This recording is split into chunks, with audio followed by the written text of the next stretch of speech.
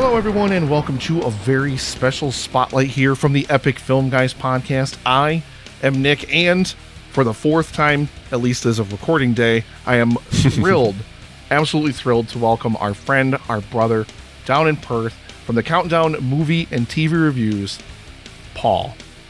Welcome back to the Epic Film Guys, my friend. How the hell are you? It's a pleasure to be here yet again. Thank you so much for the invite to get my 2 cents in for this live stream for a cure.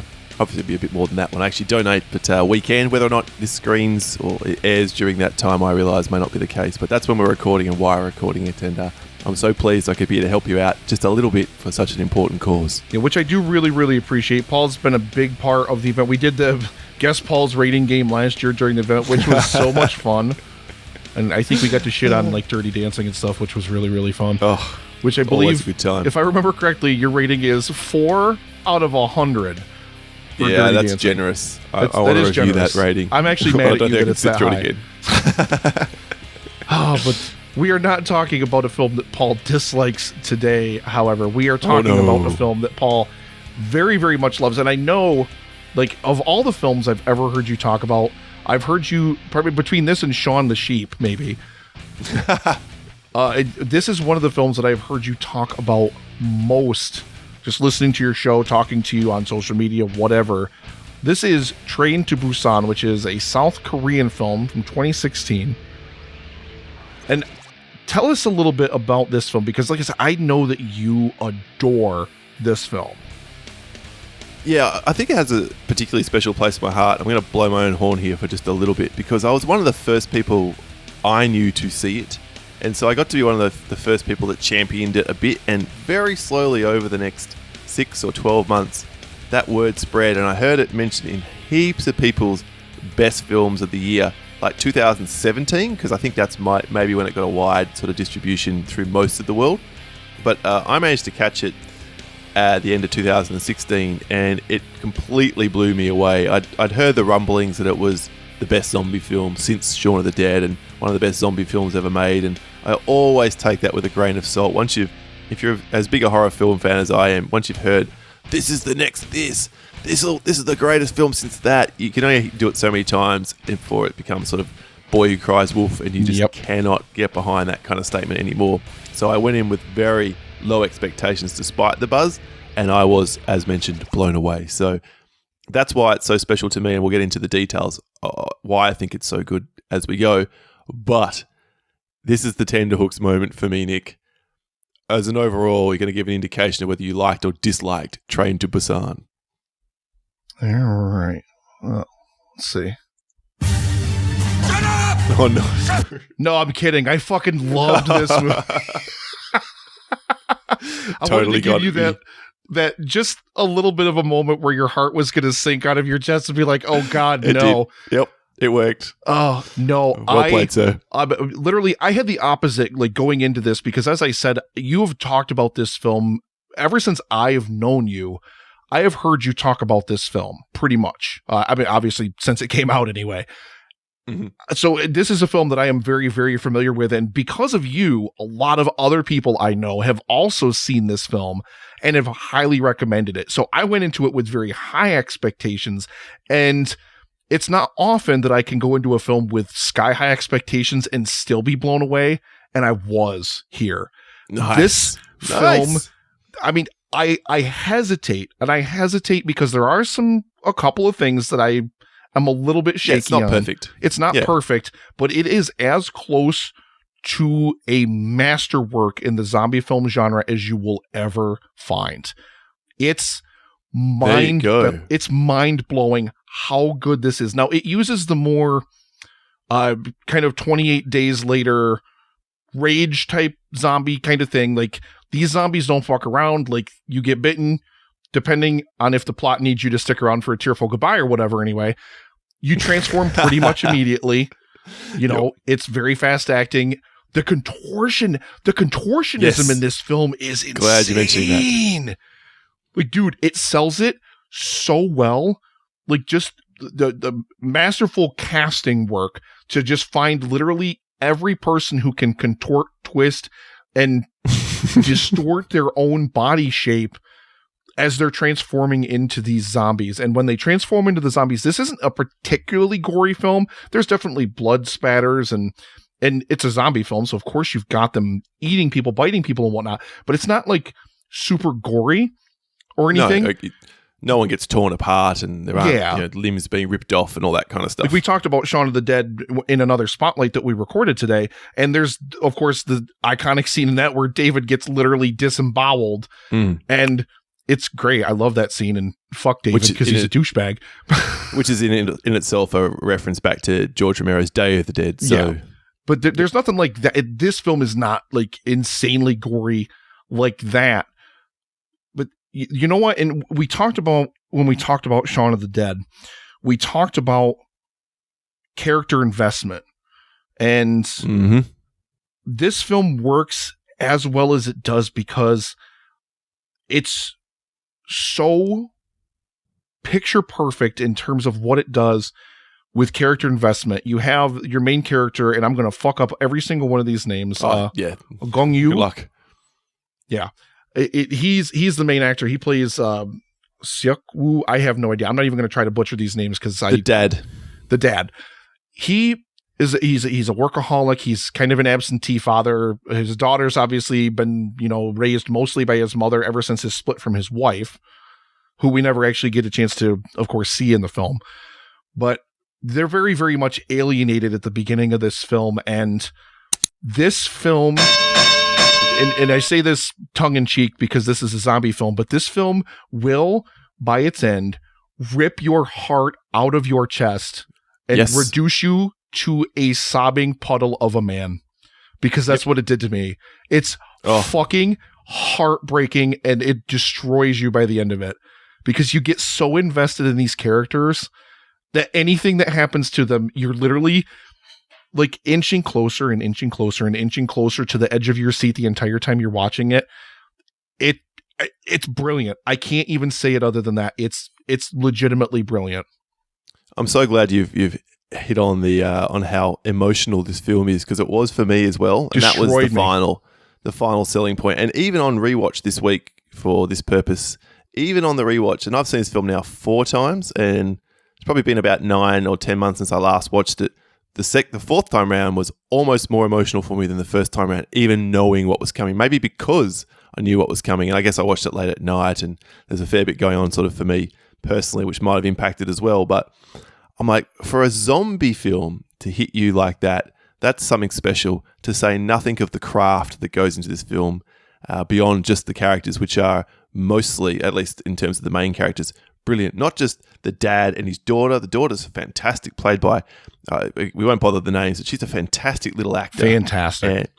And again, that's another horror trope or film trope. If you can get a good kid actor in who's not inherently annoying, i.e. like Newt in Aliens, that's half the battle. And this film does that as well. And then you get the great the zombies are the bad guys, but you get, of course, the human antagonist.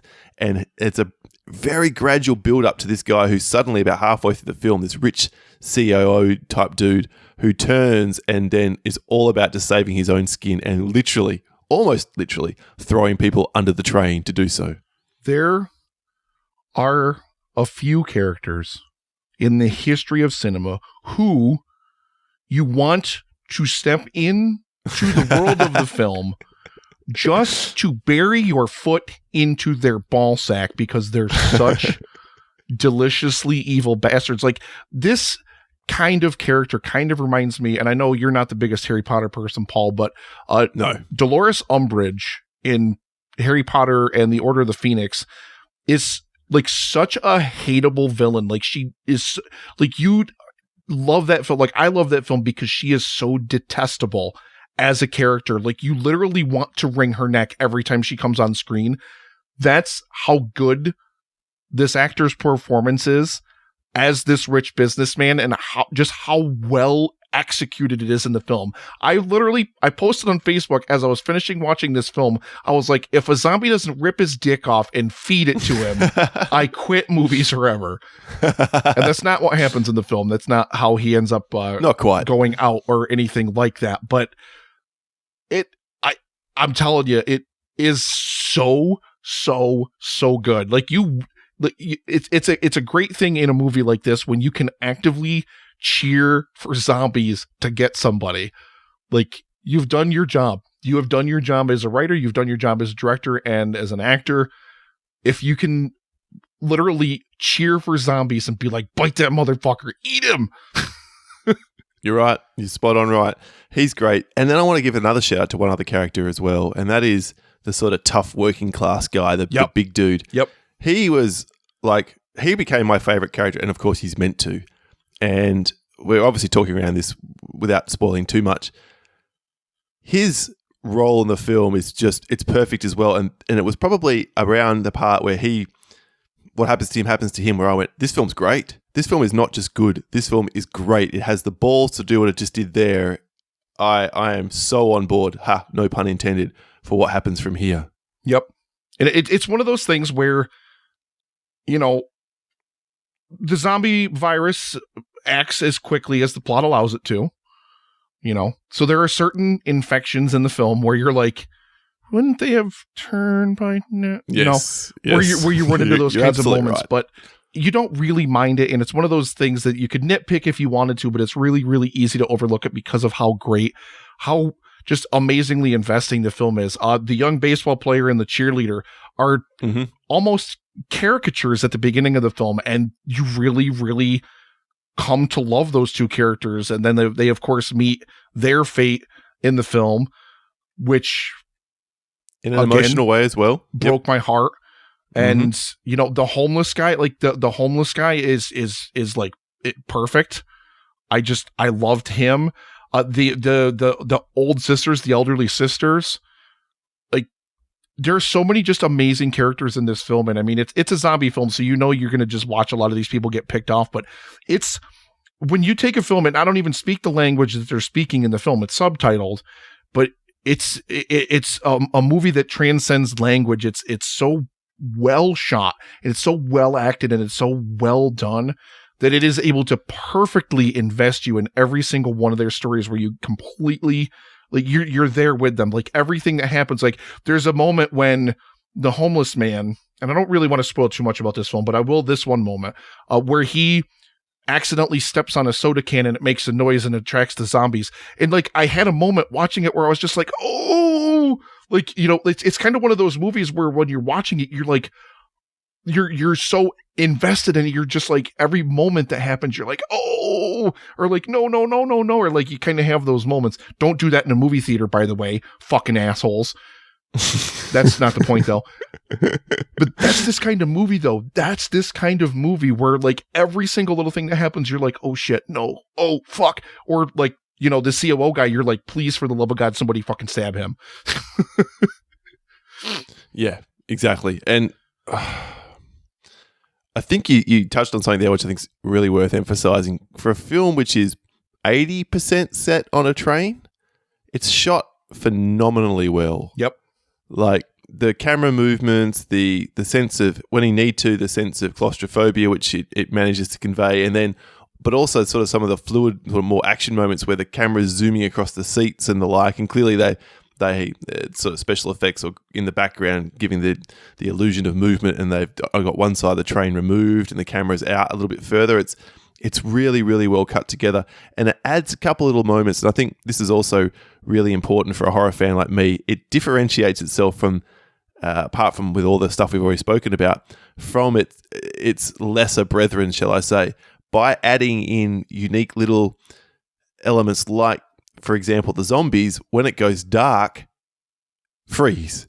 It's like, okay, that's a weird one. You wouldn't see that in many zombie films. It means that effectively when night falls, this whole threat's going to become far easier to deal with, but we're in the middle of the day here, so that's not helping them. But the train's going to go into tunnels, and that becomes this really great tense scene then as they have to negotiate their way through and around a whole bunch of zombies. Which is really, really great because, I mean, the film does lean a little bit too hard in playing on the stupidity of zombies. I'd say a couple of times, but for the most part, the scenes where they, you know, have to move through zombie-infested train cars and they have to figure out different ways to distract them. I love that they kind of improvise different ways to distract them most of the times. Mm-hmm. and things. I agree with you completely about the way the train shot. Even though most of the film takes place on the train, you never kind of get tired of it as the setting of the film. Like you're No. like, there are definitely scenes that take place off of the train, which are also great, but you never kind of get bored with it. They find different ways to shoot it that always make it look great and that always kind of keep the train invested. And I think one of the great things about it is they make the train also feel like it's its own character. You know, there's just different little quirks that the train has, you know, the way that its sliding doors open and close, things of that nature that are just amazing. And yeah, I agree completely with, you know, the zombies. Just when the lights go out, like all of a sudden when they start to slowly figure this out, like, okay, we can do this, we can do this, we can try to get around them this way. It's perfect. And it adds those amounts of tension to the film where then it's, you know, you've got them in close confines with the zombies and you're just like, oh, Jesus, God, oh, God, oh, God, oh, God, oh, God. And then you're like, please don't notice them. Please don't notice them. Oh, please, whatever you're going to do it. You know, great. Just the amount of suspense is just mind blowing how well they're able to dial up the tension in this movie. 100% agree. And then there's those moments where it's a little bit like World War Z. The zombies are so single-minded, just going to run straight at their prey that doesn't matter if the other zombies get in the way or whatever, they'll literally run over the top of them. So we get a couple of walls of zombie moments, which, yeah, okay, it's clearly CG. There's no practical way to do something like that. There's just not. And they don't have the budget of a Avengers Endgame to make it look as sweet as possible. But it's still really effective and kind of a horrifying moment, which, again, ramps up that tension. Yeah, it looks...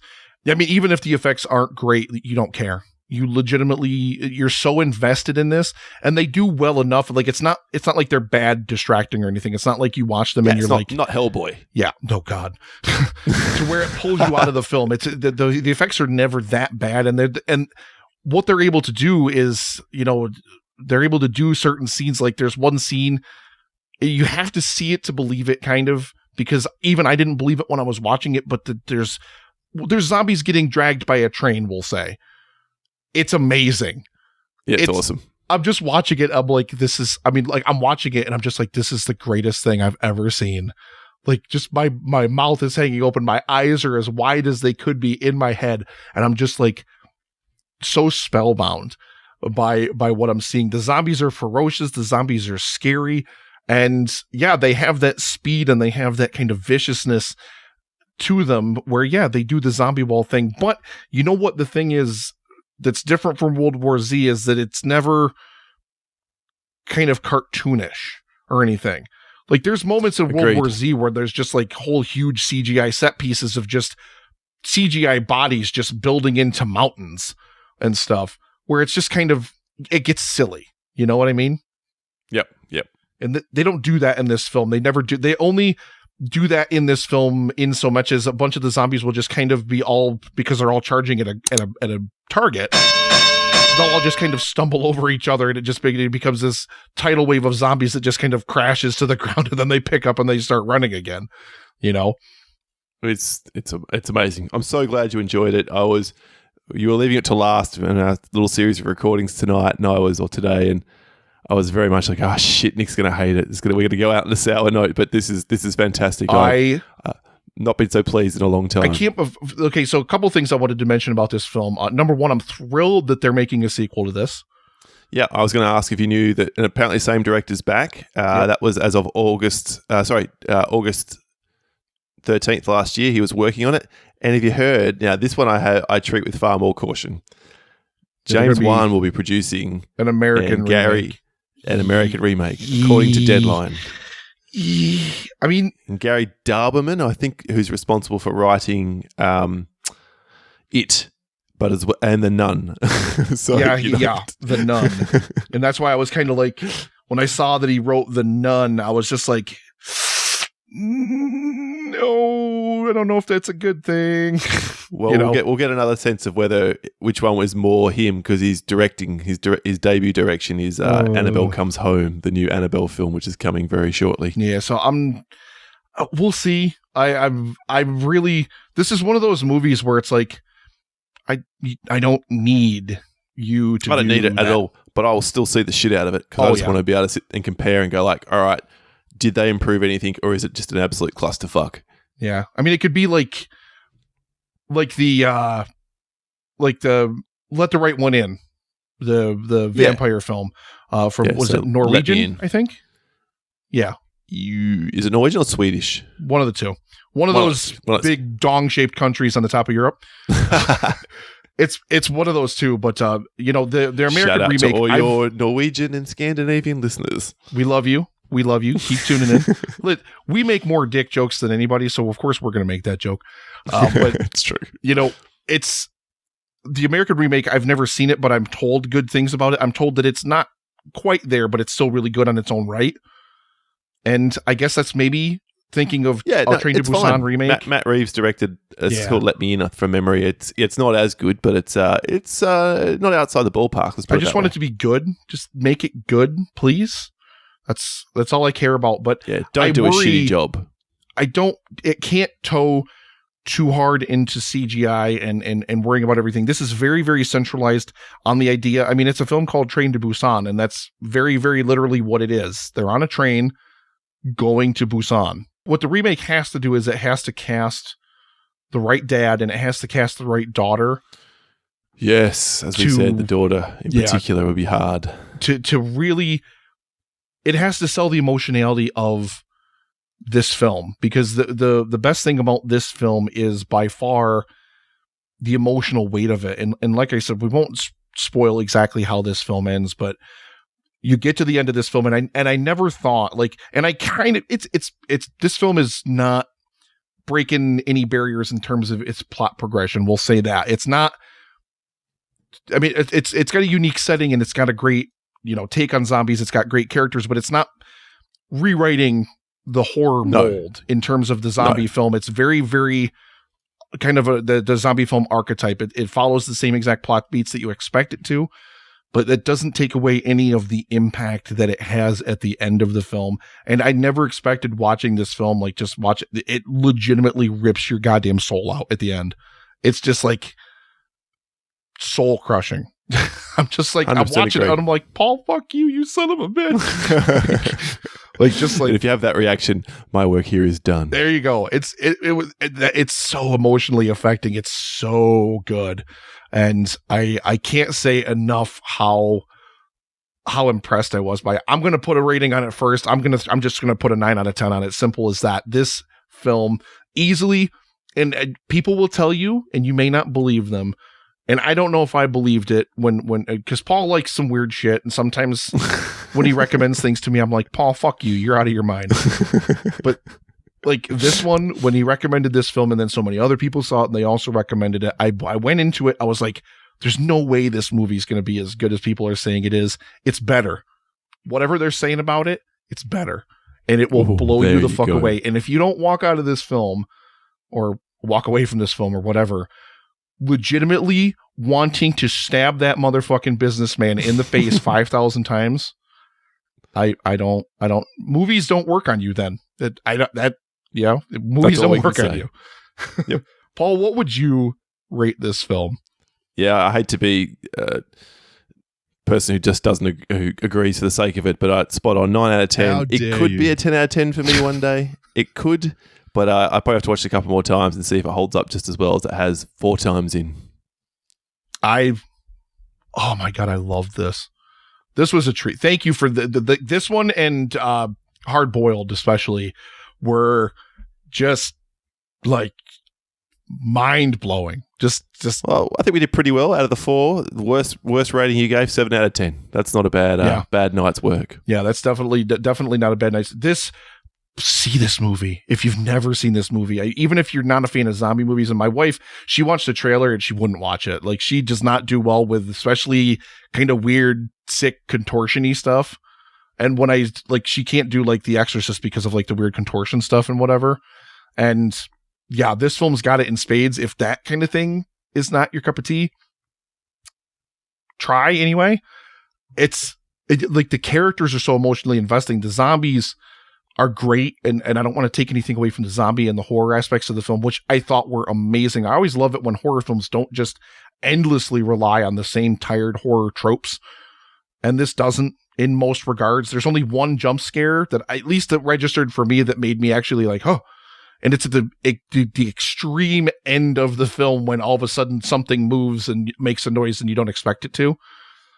But oh yeah, okay, yep. I was you know what you were talking about. It's up, but the characters are so emotionally investing. It's an amazingly emotional film for a zombie film, and you wouldn't think it would be, but here we are. Oh, it's been awesome, Nick. Thank you so much, and I'm really, really pleased you enjoyed this film in particular, but most of the other ones as well. This film was a treat. Thank you. Like I said, thank you. This was a really, really good set of spotlights, and I really expected at least one of these films to walk out of it and be like, "Fuck you, Paul." I'm sure I'll give you a reason to say that tomorrow. I'm more than certain you will. Please, as if they don't already know, please tell our audience where they can find the Countdown movie and TV reviews. Well, you can find us via Google at The Countdown, or search for The Countdown movie and TV reviews, on Twitter at The Countdown PC. But really what you should be doing right now is donating to, whether or not this screens during live stream for a cure or soon thereafter. If you get a chance, support the Epic Film Guys and their wonderful cause. Give them all your attention, all your extra little money you may have lying around, because it's so important that we continue to try to fuck cancer as badly as it continues to fuck us. Yeah, very, very well said. And I really, really do appreciate you not only recommending these films, but also recording these spotlights. Paul, like I said, was a huge part of the first two Livestream for the Cure events and running a half marathon in Sydney the same day. So unfortunately, he will be clear on the other side of Australia during this year's event. But I really, really, really do appreciate you taking some time to record these spotlights that we can air as part of the event. And good luck with your race, my friend. I don't think I said that in any of the other three. No, but thank you. And thanks again for having me on. It's been a pleasure. And next year I'll be back bigger. And if there is a live stream for the Cure 4, I'll make sure there's no traveling at that point. Man, this one's going to kill me. Shit, so no, there's not going to be a 4. Yeah, don't do it the first 2 weeks of May, because I'm getting married then. So maybe after that. First 2 weeks of May. Ladies and gentlemen, you can also find us, of course, at epicfilmguys.com. Check out all of the information about the Livestream for the Cure at livestreamforthecure.com. And of course, again, May 17th through the 19th, 40 hours to raise $7,500 for the Cancer Research Institute. It's going to be a blast. And hopefully, if you're listening to this as part of that, we love you. Please, please, please hit that donate button and help us reach that goal for a future immune to all forms of cancer. That's what we're aiming for. So for myself, for Paul, thank you so, so much out there, everybody, for listening. And until next time, we will see you at the movies.